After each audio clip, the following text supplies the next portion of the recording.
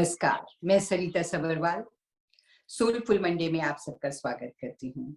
इस प्रोग्राम के ज़रिए कुछ ज्ञान की बातें आप तक पहुँचती हैं, जिन्हें आप पसंद कर रहे हैं और हमें बराबर लिख भी रहे हैं। उसके लिए मैं आप सबको धन्यवाद कहना चाहूँगी। तानाजी आचार्य जी, डॉक्टरेट किया हुआ है इन्होंने एंड हिंदू फिलॉसफी में डॉक्टरेट है। बहुत अच्छी-अच्छी बातें हमें बता रहे हैं और हमें अपने रूट्स के साथ जोड़ रहे हैं। हमें हमारी जो संस्कृति है उसके साथ जोड़ते हैं, हमें वेदों के बारे में बताते हैं, संस्कार क्या होते हैं उनके बारे में बड़ी अच्छी तरह से एक्सप्लेन किया। तो आज का हमारा टॉपिक भी वेद है कि वेद क्या है? वेद कब शुरू हुए? इसकी इंट्रोडक्शन क्या है? तो इसके बारे में आज हमारे साथ बातचीत करने के लिए हमारे साथी हैं डॉक्टर तानाजी आचार्य जी। तानाजी, एक बार फिर से आपका स्वागत करती हूँ। कैसे हैं आप? नमस्ते जी, मैं ठीक हूँ। नमस्ते। हुँ, बस हमेशा ठीक रहना चाहिए। तो अब आजकल मौसम भी कुछ अच्छा हो गया है, शादियाँ भी हो रही हैं, तो you must be very busy. Very busy है अभी तो। कोरोना के बाद ये सब शुरू हो रहा है ना, तो लोगों के सब कार्यक्रम भी अभी शुरू हो गए हैं, तो जी, जी, people are feeling bit better and जी। तो शादियों के ज़्यादा आ रहे हैं, लोग हवन वगैरह कराना चाहते हैं शादियों के ज़्यादा, या फिर अदरवाइज भी और भी संस्कार वगैरह जैसे होते हैं वो भी? अभी धीरे धीरे सभी नॉर्मल होने लगा है। जैसे पहले जैसा नहीं है। पहले तो कोरोना में नियरली सब कुछ टोटली बंद था, परंतु अभी टोटली बंद नहीं है। Slowly slowly it's opening now. So जी, विवाह भी है, हवन वगैरह भी है, वास्तु शांति भी है, सब कुछ अभी कह सकते हैं कि नॉर्मल शुरू हो गया है अभी। जी। ताना जी, वैसे तो हम आज वेदास के बारे में बात करेंगे, लेकिन मैं आपसे जानना चाहती हूँ कि अभी भी जब शादियाँ होती हैं न्यू जनरेशन में, बच्चे हैं, डू दे बिलीव इन कि 7 फेरे होने चाहिए, रीति-रिवाज के साथ सब कुछ होना चाहिए? हम्म, ऐसे तो लोग चाहते हैं कि अपने ट्रेडिशन के साथ में हो और उसका नॉलेज जी, उनके आने वाले जनरेशन को मिले, क्योंकि हमारे एक संस्कृति में बहुत पुराना वो ज्ञान जो ज़रूरी है, वो अपने बच्चों को मिले, ऐसा लोगों का प्रयास रहता है। मोस्टली जी, 90% 99% शादियाँ हमारी रिलीजियस होती ही है। लीगल तो हुँ, करनी पड़ती है, बट रिलीजियस वेडिंग भी लोग मोस्टली करते हैं, अपने-अपने परंपराओं के साथ में। But it's very useful to maintain the tradition, understand the traditions, because उसमें भी बहुत कुछ जो ज्ञान है, उसको जीवित रखना चाहिए और उससे आने वाले जनरेशन को लाभ होगा और उनके परिवारों में सुख शांति होने में बहुत उसका फ़ायदा होगा। Right, okay. वेद के बारे में हम बात करने जा रहे हैं आज, तो इसकी इंट्रोडक्शन में आप क्या कहेंगे? वेद क्या हैं? कब से शुरू हुए? किसने बनाए? ये सब जानना चाहते सब जानना चाहिए। देखिए, आजकल मोस्टली हम लोग जो बहुत कुछ करने लगे हैं ज्ञान के लिए अथवा अपने रिचुअल्स के लिए, अपने प्रार्थनाओं के लिए, जनरली हमारे हिंदू समाज में हम वेद को छोड़ के बहुत कुछ कर रहे हैं। हैं। इधर-उधर के श्लोक, स्तोत्र और इस तरह की बातें, भजन और अलग-अलग तरीके के रिचुअल हम करने लगे हैं। और इन जी, सबके पीछे करते-करते क्या हो गया है कि जो हम सबका जो आधार, जो जो बेस है हमारे संस्कृति का, वो वेद, उसको हम भूलते चले जा रहे हैं। हुँ, तो ये बड़ी चिंता की बात है हमारे लिए, हिंदू समाज के लिए, क्योंकि वेद केवल हमारा ही आदरणीय ग्रंथ के रूप में नहीं है, बल्कि संसार का ये आदि पुस्तक है। जी, द सबसे फर्स्ट पहले बुक ये। Of the first library of the world है ये। ये दुनिया हुँ, सभी जानती है, हिस्टोरिकली ये फर्स्ट बुक है, वेद का। हाँ जी। हुँ, तो वो वो जो हमारा जो जो मोस्ट एंशिएंट नॉलेज है, सोर्स ऑफ नॉलेज है, उसको हम बहुत कुछ भूलते चले जा रहे हैं। उसको भी बचाए रखना आवश्यक हो गया है, इतना वो संकट एक हमारे आध्यात्मिक क्षेत्र में आ गया है। तो मेरा ये प्रयास है कि जहाँ कहीं भी हम लोग अभी हैं, वहाँ से we should go back to the original source of knowledge, Vedas. इसीलिए मेरा ये प्रयास है कि धीरे-धीरे हम लोग वेद का परिचय हमारे लोगों को कराएँ, दुनिया को कराएँ, ताकि जो हम सबको जो बेसिक ओरिजिनल जो यूनिवर्सल ट्रूथ है वो हम सबको मिले। क्योंकि ज्ञान है तो सब कुछ है। कहते हैं ना, जी, knowledge is the root cause of happiness और ignorance is the root cause of all miseries of life है। तो हम इधर हम्म, उधर के ग्रंथों में, शास्त्रों में और बाबाओं के चक्कर में न जाकर के हम वेदों के मूल स्रोत को पकड़ लेंगे तो हमें जैसे सब कुछ उसमें मिल जाएगा। तो हमें एक बहुत एक निश्चित शाश्वत ज्ञान हमको मिलेगा। तो इसलिए हमारा ये प्रयास है कि हम धीरे धीरे लोगों को वेदों का परिचय कराएं और हम्म, इनसे लोगों का जीवन सुधारें। जी। तो वैसे तो सभी जानते हैं कि 4 वेद हैं, हम्म लेकिन वेद सबसे पहले कौन सा वेद आया और हम्म हम्म इसके बारे में? वैसे तो ऋग्वेद, यजुर्वेद, सामवेद, अथर्ववेद ऐसे हम 4 वेदों की गणना करते हैं। बेसिकली ये जी, कुल मिलाकर के एक वेद, एक ज्ञान है। ये वेद जो है ये ज्ञान का नाम है, पुस्तक का नाम नहीं है। क्योंकि जी, ज्ञान को हम संकेत रूप में पुस्तकों में लिख देते हैं तो हम उस पुस्तक को ही वेद कहने लग जाते हैं। तो व्यवहार रूप में वो तो ठीक है, परंतु जो ज्ञान जो होता है वो ईश्वर के ओर से मिलने के कारण वो ज्ञान एक साथ ही होता है। पर मानव को जो प्रकट होता गया तो उसमें सबसे पहले हम ऋग्वेद, यजुर्वेद, सामवेद और अथर्ववेद ये क्रम देते हैं। ये क्रम केवल जी। ज्ञान के विषय के अनुसार होता है। हुँ, जैसे ऋग्वेद है, सबसे पहले ज्ञान का विषय, ऐसा हम बोलते हैं। सबसे पहले ज्ञान हो, राइट। तो ज्ञान के हुँ, आधार पर कर्म यजुर्वेद को मानते हैं। यजुर्वेद में कर्म का वर्णन किया गया है। जो ज्ञान ऋग्वेद में है जी। उसके आधार पर हम अपने जीवन में कर्म करें उसको। हुँ, तो हुँ, ज्ञान और कर्म 2 होते हैं। तो उसके बाद में उपासना, भक्ति, श्रद्धा, प्रेम, ये सामवेद में हम जानते हैं। और इन जी। सबके साथ में और भी जो व्यावहारिक ज्ञान है, औषधियों का ज्ञान है, मानव जीवन के लिए जो आवश्यक ज्ञान है, उसका वर्णन अथर्ववेद में किया हुआ है। अथर्ववेद तो में। वैसे तो जी, 4 वेद हम काउंट करते हैं, बट ज्ञान के रूप में वेद एक ही है।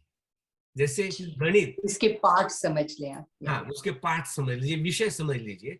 जैसे हुँ, गणित, मैथमेटिक्स एक ही होता है, पर मैथमेटिक्स बिल्कुल। के डिफरेंट डिफरेंट चैप्टर्स फ़ॉर्मूलाज़। अलग अलग होते हैं। तो ये वेद ज्ञान के 4 चैप्टर्स है बेसिकली। Right, okay. ये नहीं कि जैसे एक के बाद एक उत्पन्न हुआ, ऐसा नहीं। ज्ञान ज्ञान हुँ, तो पहले ही उत्पन्न था मनुष्य के निर्माण होने के पहले। पर उसके जो मनुष्य ने अपने सुविधा के लिए उसको बनाया। वैसे वेद को 3 वेद भी कहते हैं, वेदत्रयी कहते हैं, क्योंकि चारों वेदों का विभाजन विषय के आधार पर ज्ञान, कर्म और उपासना, ये 3 विषय हुँ, मुख्य समझ के विषय के आधार पर उसको वेदत्रयी भी कहते हैं। परंतु ऐसे पुस्तक के संख्या में 4, पर जी, इसमें केवल विषय भेद है, पर ज्ञान रूप में सभी वो एक ही है। तो ये थोड़ा-सा ये उसके बारे में बता दिया। तो जी। ये जो वेद ज्ञान जो है, ये ईश्वरीय है, ये मनुष्य का बनाया हुआ नहीं है। हुँ, हुँ, और और वेद क्योंकि इटर्नल है, तो इसलिए वेद का ज्ञान भी इटर्नल है, शाश्वत है। तो इसलिए वेद नित्य है। ऐसा हमारा एक ओवरऑल हमारा आज का एक टॉपिक रहेगा। विषय बहुत बड़ा है, इसको हम कई भागों में इस पे चर्चा कर सकते हैं। तो हुँ, समझाने के लिए मैं कुछ इसको खोल देता हूँ। जैसे वेद शब्द जो है वो विदल्री ज्ञाने, ऐसे इस धातु से, इस रूट से डिराइव्ड हो चुका है। तो जिसमें जो ज्ञान है, वेद क्या है? जो ज्ञान है, ज्ञान की पुस्तक है।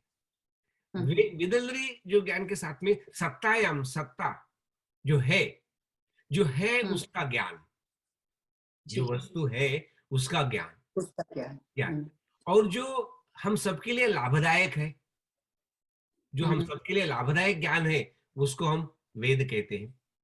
जो जी। जानने योग्य है हमारे लिए, जो जानने योग्य है, क्योंकि संसार में बहुत पदार्थ है, वो सभी हमको जानना चाहिए।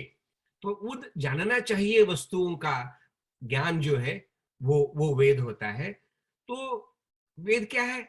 Knowledge of all existent things, जो जो एग्जिस्ट होते हैं उन सबका ज्ञान जो है हमको हो जाए, तो जो हम वेद। सबके लिए बेनिफिशियल है और हम सबके लिए यूजफुल है। और उस जो ज्ञान का एप्लीकेशन हमारे लाइफ में है, ये सभी हमको पता होना चाहिए। तो ये सब कुछ जिसमें है, जो है वो ज्ञान है, और वो वेद के रूप में हमारे पास में अभी हुँ, उपलब्ध है। ये वेद शब्द का अर्थ होता है। तो इसको मैं ऐसे कहना चाहूं कि existent knowledge of all existent पदार्थ, सभी जो एग्जिस्ट वर्तमान करते हैं। सत्ताओं का, वस्तुओं का सब प्रकार से ज्ञान। तो ये बहुत बड़ा सब कुछ ज्ञान है, इसका ऐसा मीनिंग हो जाता है। तो हम जैसे ईश्वर का ज्ञान, आत्मा का ज्ञान, प्रकृति का ज्ञान, संसार में ये जो तीन सत्ताएं हैं, शाश्वत सत्ताएं, उनका विस्तार से ज्ञान, इनको जी। जानना और इनको जान के इनका लाभ लेना। और ये जानना इसलिए क्योंकि दे एग्जिस्ट, वो तो जानना ही पड़ेगा, जो है उसका ज्ञान तो होना ही चाहिए, क्योंकि वो जानने योग्य है, वो नोएबल है, हम्म, वर्थ नोइंग है। उसके जाने बिना हमारा जीवन का कल्याण नहीं होगा। ज्ञान के लिए बताता हूं कि ईश्वर को हम कैसे बता देते हैं। सत, चित, आनंद। सत का मतलब है व्हाट एग्जिस्ट, और चित का मतलब होता है कॉन्शियस बीइंग, चेतन है, जी। डेड नहीं है, वो इंटेलिजेंट है, वो ज्ञान वाला, और वो चेतना स्वरूप है, और वो जी। पूर्ण आनंद है, आनंद है। तो ईश्वर का स्वभाव क्या है? आनंद है। ईश्वर मीन्स आनंद स्वरूप है, full, hmm, all knowledge, all all bliss है वो, ऑल एग्जिस्टेंट है वो।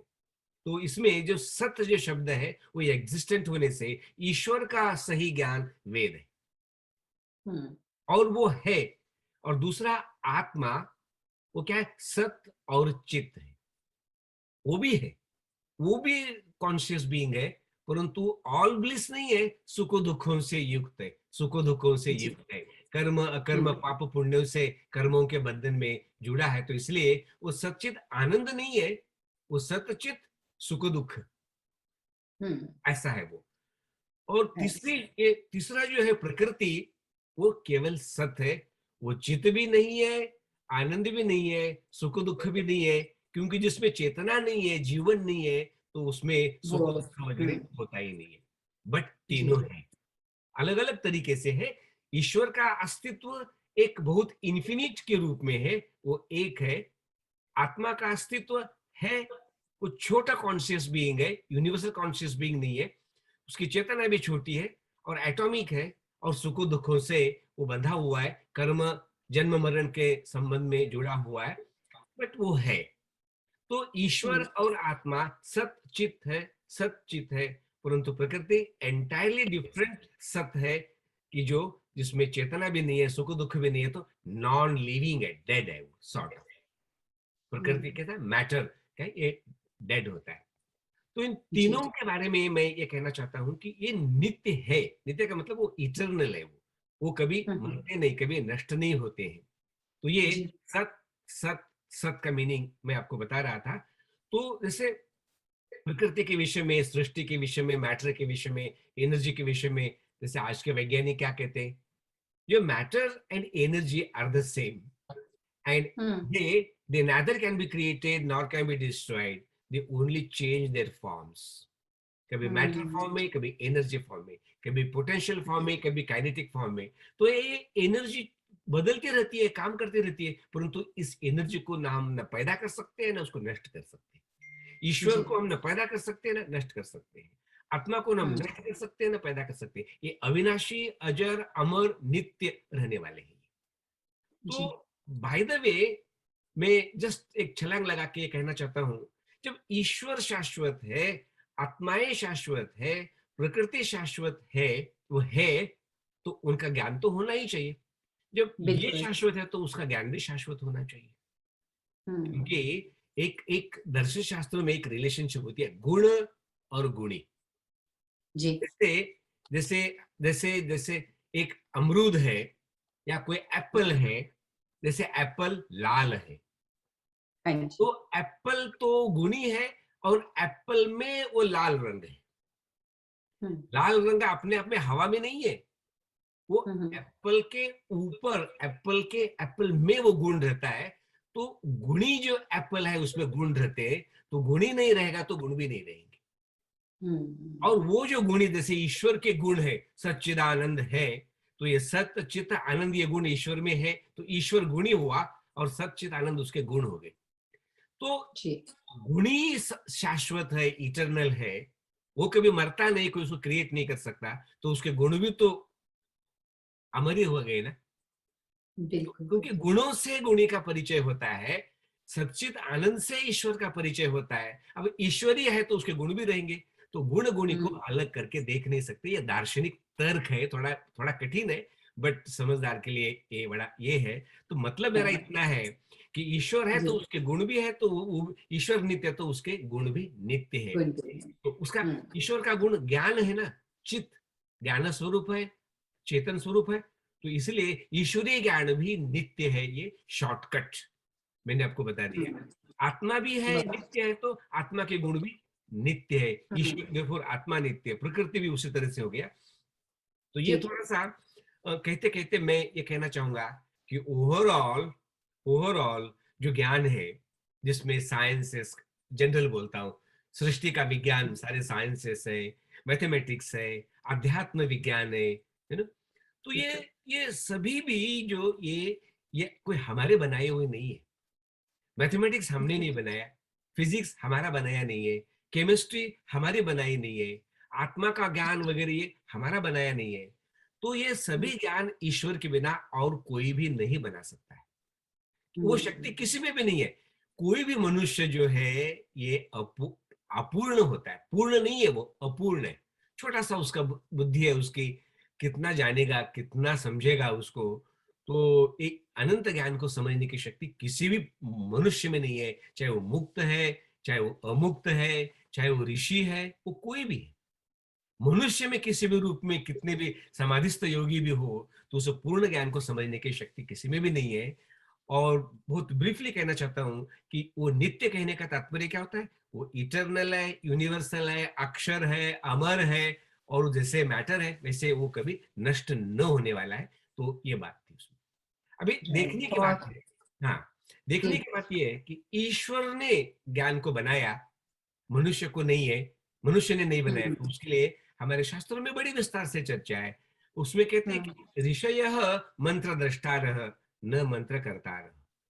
ये मंत्र, ये ज्ञान, ये वेदों का जो ज्ञान है, सृष्टि में जो ज्ञान है, आत्मा का परमात्मा का जो ज्ञान है, ये ऋषि उसके कर्ता नहीं है, क्रिएटर नहीं है। वो तो दृष्टा है मात्र। वो वो ऑब्जर्वर है, वो सीयर है, वो इन्वेंट, वो क्या कहते हैं, रियलाइज करने वाले, वो डिस्कवर करते हैं, वो क्रिएट नहीं कर सकते। जैसे लॉ ऑफ ग्रेविटेशन को साइंटिस्ट ने जाना, साइंटिस्ट जी। ने उस ग्रेविटेशन के लॉ को बनाया नहीं है। तो गॉड गॉड ने ग्रेविटेशन के नियम को बना दिया, उसके आधार पर सृष्टि की रचना की, उसका पालन करता है। ईश्वर ने क्रिएट किया संसार को, वो क्रिएटर है, नियम भी क्रिएट किए। मनुष्य तो केवल उसका ज्ञाता है, ऋषि है, दृष्टा है। और ऋषि उसको कहते हैं जो साक्षात कृत धर्माण ऋषयः बभू। ऋषि वो होते हैं जो इस सृष्टि के नियमों को, ग्रेविटेशन के लॉ को, मैथमेटिक्स के नियमों को, जो उनको केवल जानते, साक्षात कर लेते, रियलाइज कर लेते, उनको अनुभव हो जाता है उसका। वो अनुभव करता है मात्र, वो ज्ञान के कर्ता नहीं है। तो ऋषि वेद के कर्ता नहीं है, वो ज्ञाता है, दृष्टा है, और ईश्वर वेदों का ज्ञान का करता है। और इसलिए इसलिए ईश्वर का ज्ञान ज्ञान ईश्वर का होने के कारण वो अमर है, वो मनुष्य की कल्पना नहीं है, वो कोई इमेजिनेशन नहीं है। ये हमको समझना बहुत जरूरी है। ये नहीं कि ये कोई रिलीजियस बुक हो, सबके अपने अपने विश्वास हो, ऐसा नहीं है। रिलीजन तो अनेक है, रिलीजन के विश्वास भी अनेक है, उनकी मान्यताएं भी अलग है, वो तो होंगी, मैनमेड है वो। परंतु वेद क्योंकि ये ज्ञान क्योंकि गॉडमेड होने से वो अलग अलग है, वो शाश्वत है, तुलना नहीं करना चाहिए। तो इस विषय में मैं एक छोटी सी बात कहना चाहता हूँ। संपूर्ण संसार को दो भागों में डिवाइड करो, एक गॉडमेड, एक मैनमेड। से सूर्य गॉडमेड है, उस सूर्य का बनाने वाला ईश्वर, सर्टनली उसका पावर, उसका ज्ञान, जो कुछ आप समझ सकते हो कि वो कितना है ईश्वर। तो वो ज्ञान, वो शक्ति और किसी में नहीं है। तो सूर्य गॉड मेड है, चंद्रमा गॉड मेड है, ये सभी संपूर्ण सृष्टि का क्रिएटर गॉड है। गॉड इज द क्रिएटर है। तो मनुष्य is not the creator of the world है। मनुष्य इटसेल्फ जो उसको ईश्वर, उसका उस ईश्वर ने मनुष्य को जीवन दिया, ये सृष्टि बना के दे दी। तो ये जो क्रिएटेड वर्ल्ड है वो क्रिएटेड बाय गॉड, गॉड है वो। तो ये ओके। ईश्वर के गॉड मेड और मैन मेड की चीजों में बता। तो हम तो मनुष्य क्या कर सकते हैं ना, हम तो जैसे पानी मिलाया, दूध मिलाया, चाय मिला दी, चाय बन गई। ये मिक्सचर जी हम लोग करते थे। चाय मैन मेड है, परंतु परंतु शुगर गॉड मेड, मैंने गन्ना गॉड मेड है। और जो चाय टी भी कह रहे हैं वो तो प्लांट है, वो तो भी गॉड मेड है। तो प्लांट गॉड मेड है तो चाय मैन मेड है। जैसे हमारी आंखें गॉड मेड है, नाक गॉड मेड है, माउथ हमारा गॉड मेड है, ये सभी गॉड मेड है। हार्ट लंग्स गॉड मेड है। पर हम जी, थोड़ा मिक्सर करा के हलवा बना लेते। मैन मेड चीजें बहुत थोड़ी है। दैट इज मैन हाँ, मेड, या। तो man made is not eternal, but God made is eternal. Eternal, या। अभी भगवान ने सूर्य बनाया, चंद्रमा बनाया, सृष्टि बनाई, ऐसे बनाया, पालन भी करेगा, उसका पोषण भी करेगा, अंत में उसका प्रलय भी करेगा, फिर सर्ग भी करेगा। उसका वो साइकिल नित्य रूप में वैसा का वैसा ही चलता रहता है। वो फॉर्मूला, वो मैथमेटिक्स, वो फिजिक्स, वो केमिस्ट्री कभी भी बदलती नहीं है। जी, तो वैसे ही संसार में चलता है। जितनी भी मैनमेड चीजें हैं वो अनित्य है, वो नष्ट होती रहती है, पैदा होती रहती है, नष्ट होती रहती है। परंतु ईश्वर और उसका ज्ञान न कभी नष्ट होता है, न कभी उसका उत्पत्ति होती है। समझाने के लिए मैं बता दूं, ये सारी बहुत सृष्टि अच्छा। नष्ट भी हो गई, सारी सृष्टि नष्ट हो जी। गई, ये पुस्तकें भी जल गए, सब कुछ जल गए, सब धर्म ग्रंथ सब जल गए। 1000 साल के बाद भी, 10,000 साल के बाद भी ये वेदों का ज्ञान जो सृष्टि में समाया हुआ ईश्वरी है वो फिर आएगा वो वापस। बेस्ट। वो आएगा वापस, फिर फिजिक्स आएगा, केमिस्ट्री आएगी, मैथमेटिक्स आएगा। परंतु जो ग्रंथ विश्वास के ग्रंथ है, कल्पना के ग्रंथ है, अंधविश्वास के ग्रंथ है, जो मानवीय इतिहास के ग्रंथ है, वो कभी दोबारा नहीं आएंगे। जो नष्ट हो गए तो वो खत्म हो गए, वो क्योंकि वो नष्ट होने लायक ही थे, क्योंकि वो अनित्य है, वो नित्य नहीं है। इसलिए जी। वेद ज्ञान के विषय में कहा है कि देवस्य पश्य काव्यम न ममार न जेरियते। ये ईश्वर का जो काव्य, ये सिद्धांत, ये जो नॉलेज है, वो ये रिदम है, जो ये नियम है, ये अटल है। न कभी वो पुराने होते हैं, न कभी मरते हैं, न कोई उसको उत्पन्न कर सकता है सो है। सत का जी। मतलब क्या होता है? What exist exist for ever, what does not exist never exist. हाँ, ना सत्तो विद्यते भाव ना भवो विद्यते सतः। जो है वो नहीं होगा, ऐसा नहीं होता, और जो नहीं है वो कभी होगा नहीं है। तो इसलिए ऐसा। ईश्वर के जो नियम और ज्ञान जो वेद है, ये शाश्वत होने से वो नित्य है, ऐसा कहते हैं। तो उसमें हमारे शास्त्रों में बड़े अनेक उसमें प्रमाण देकर के बताया हुआ है। जैसे योग दर्शन में ईश्वर के और सृष्टि के और ज्ञान के विषय में क्या बोला कि सह एष पूर्वेशामपि गुरु कालेन अनवच्छेदा। वो परमपिता परमेश्वर अनंत अनादिकाल से सबके सब गुरुओं का भी गुरु, आदि गुरु है। जी। कालेन अनवच्छेदा, था, है और रहेगा। किसी भी काल में वो नहीं होगा, ऐसा कभी नहीं होगा। ऐसा नहीं। विचार कीजिए। और वेदों में जी। कहा है कि सृष्टि के आदि में, प्रलय में जो ज्ञान था, फिर सृष्टि में जो ज्ञान है, उसके बाद में सृष्टि का प्रलय होकर फिर स्वर्ग बनेगा तो भी वही ज्ञान रहेगा। सूर्य चंद्र मसा मसा विव, ये सूर्य चंद्रमा फिर दोबारा ऐसे ही हो जाएंगे। यथा पूर्व में कल्पयत, ऐसी सृष्टि पुनः होगी, फिर प्रलय होगा, फिर पुनः होगी। ये साइकिल, इकोलॉजिकल साइकिल अनंत अनादि है, वो कभी मरता और बदलता नहीं है, ऐसा योग दर्शन में कहा हुआ है। और राइट। व्याकरण में भी कहा हुआ है कि शब्द जी। और जी। अर्थ, इनका संबंध गॉड डिवाइन है, गॉड मेड है, वो मनुष्य का बनाया नहीं है। देखिए ना, जी। जैसे गौ शब्द को हम बोलते हैं, शब्द हम बोले, गया, फिर बोले, फिर गया। बोलने की प्रक्रिया तो उत्पन्न होती है, नष्ट होती है, क्रिया तो हम नष्ट उत्पन्न होती है। परंतु आकाश में शब्द है, तभी तो बार बार गो गौ गौ बोले जा रहे हो। हम्म? हलवा हलवा बोले जा रहे हो।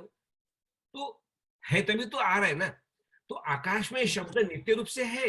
इस शब्दार्थ का संबंध जो है वो ईश्वरीय होने से, जो व्याकरण कहता है, शब्दशास्त्र कहता है कि ईश्वरीय ज्ञान ये नित्य है, क्योंकि शब्द नित्य है, शब्द मरता नहीं है, तो शब्द से ज्ञान भी नहीं मरता है, और इनका संबंध भी सदा का सदा अमर बना रहता है। तो जैसे हम गाय का नाम नहीं भी जाने तो गाय तो रहती है ना। जी, अर्थ तो है बिल्कुल। ना, जब अर्थ है तो उसका नाम भी तो कुछ ना कुछ नाम होगा भी ही तो होगा। है। या, तो इस तरह से व्याकरण शास्त्र कहता है कि ये ज्ञान जो है कभी मरता नहीं है, ये अमर है, ऐसा व्याकरण शास्त्र में कहा गया है।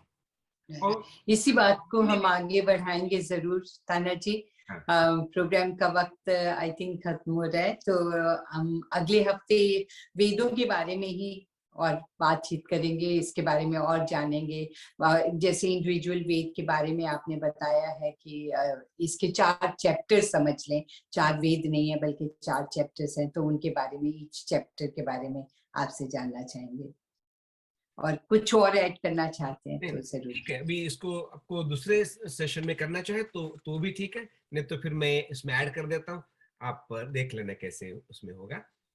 राइट। हाँ। चलिए अगले हफ्ते फिर इसी चैप्टर को आगे बढ़ाते हैं, ठीक है। धन्यवाद आपका बहुत बहुत, और आप सबसे भी मैं अब आज्ञा चाहती हूँ, मेरे जाने का वक्त है। और फिर अगले हफ्ते इसी टॉपिक पर हम आगे बात करेंगे। यही कहूंगी कि प्रोग्राम जब देखते हैं तो पसंद करते हैं, जब पसंद करते हैं तो अपने व्यूज भी जरूर लिखिएगा, हमें हौसला अफजाई होती है, उससे पता चलता है कि जो मेहनत हम कर रहे हैं वो सफल हो रही है, आप देख रहे हैं। तो इसे सिर्फ अपने तक ही मत रखिएगा। यूट्यूब का लिंक और फेसबुक का लिंक हम साथ पोस्ट भी करते हैं, तो आप अपने फ्रेंड्स को, अपने सर्कल में, अपने ग्रुप्स को जरूर फॉरवर्ड करते रहिएगा। इसी से हम सबको ज्ञान की बातें जानने का अवसर मिलता है। अपना और अपनों का ध्यान रखिए, मुझे इजाजत दीजिए। धन्यवाद, अगले हफ्ते फिर मिलते हैं। नमस्कार।